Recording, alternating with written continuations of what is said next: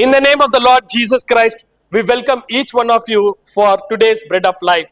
Let us hear the word of God. John 2, 6 to 10. Nearby stood 6 stone jars, water jars, the kind used by the Jews for ceremonial washing, each holding from 80 to 120 liters. Jesus said to the servants, "Fill the jars with water." So they filled them to the brim. Then he told them, "Now draw some out and take it to the master of the banquet."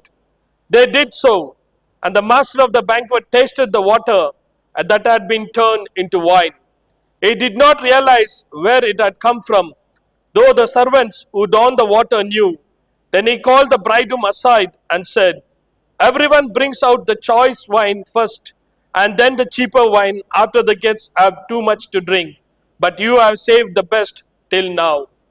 This is the word of the Lord. Thanksgiving to God. ஜெபிப்போமாக.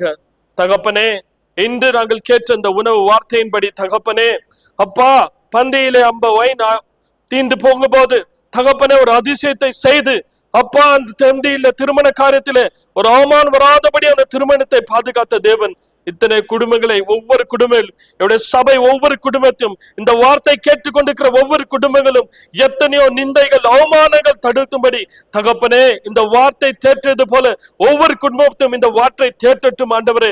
அவளை பலப்படுத்தட்டும் ஆண்டவரே. நிந்தை அவமானங்கள் அவர்களை விட்டு விலகட்டும் ஆண்டவரே. நீர் அந்த வீட்டில் நிலத்திலிருந்து அந்த வீட்டில் முளைக்கால்களை ஆசீர்வதிப்பதற்காக நன்றி. அந்த வீட்டிலே ஒவ்வொருவரையும் அப்பா இந்த வார்த்தை கேட்டுக்கொண்டிருக்கிற ஒவ்வொரு மனதிலே ஒரு சமாதானத்தை கொடுங்க ஆண்டவரே. ஒரு மகிழ்ச்சி, சந்தோஷம் கொடுங்க ஆண்டவரே. பற்றாக்குறை நிறைவாக மாற்றுவதற்காக நன்றி ஆண்டவரே. அப்பா, இன்று பயணமாக புறப்பட்டுக் கொண்டிருக்கிற ஒவ்வொருவரையும் நீங்க ஆசீர்வதித்து ஒரு பாதுகாப்பை கொடுக்கிற தேவனுக்கு நன்றி ஆண்டவரே. தகப்பனே, என் ஒவ்வொரு குடும்பத்தையும் ஒரு கரத்தில் ஒப்பு கொடுக்கிறேன் ஆச்சா. கடன் பாரத்தில் சிக்கியிருக்கிற குடும்பங்கள் அந்த கடன் பாரத்திலிருந்து விடுதலை கொடுங்க ஆண்டவரே. இன்றும் வியாதியோடு படுத்திருக்கிற ஒவ்வொருவருக்கும் அந்த வியாதியிலிருந்து விடுதலை கொடுப்பீராக. ஒரு சுகத்தை கொடுங்க, ஒரு பலத்தை கொடுங்க ஆண்டவரே. ஹாஸ்பிட்டல்ல படுத்திருக்க ஒவ்வொருவருக்காக, ஐசியூல இருக்கிற ஒவ்வொருவருக்காக இந்த காலை வேளை ஜெபிக்கிறேன் ஆண்டவரே. அப்பா, ஹாஸ்பிட்டல் செலவு கூட கட்ட முடியாமல் இருக்கிறேன், சிந்திக்கிட்டு இருக்கிற ஒவ்வொருவரையும் அப்பா உமது தேவைகள், அவருடைய தேவைகள் சந்திக்கப்படட்டும் ஆண்டவரே. நீர் பக்கத்துக்கும் தூரத்துக்கும் தேவன் ஆண்டவரே. ஒவ்வொரு குடும்பத்தையும் ஒவ்வொரு தேவைகள் சந்திக்கப்படட்டும் ஆண்டவரே.